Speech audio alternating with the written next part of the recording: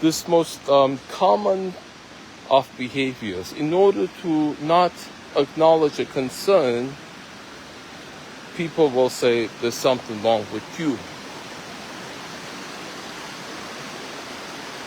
And so right now I had because of people's insistence, those with that same malicious purpose, mostly my niece, who's been making false elder abuse reports against me, 2 of them. One of them was made directly, the other one by influencing a person with condition to do it. I saw a psychologist to get a assessment, a diagnosis. And during the entire time, I was repeatedly cut off when I was telling her what's going on. And I stated it to her, and she repeatedly said, well, it's because of experiences you've had. You're feeling that way. But I said, no, it's not a subjective thing. That is true. I have had that experiences.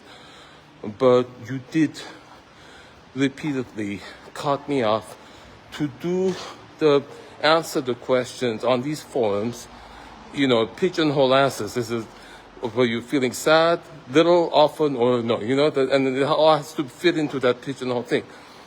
She repeatedly refused to acknowledge a fact that she repeatedly cut me off. But when she said, well, you stating it in that face, if you say, I redirected you, I said, okay, because saying the word redirected, she was perceiving it as and I told her, I'm not blaming, I'm not accusing.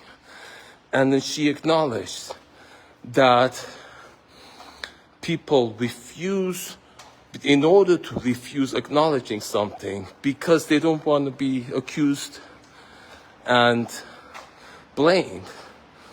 It's because of blaming and accusing, the culture of blaming and accusing, that people don't want to acknowledge. If you can communicate a concern in a way that it's neither expressed as a blame or an accusation, nor is it perceived as one, then it would be acknowledged and change would be made. What I'm expressing to people, and I'm always saying, is not a blame or an accusation. So for you, in order to not acknowledge it, say there's something wrong with you because of what's happened to you, it is because of what happened to you. That's what I'm expressing to you. It still needs to be acknowledged.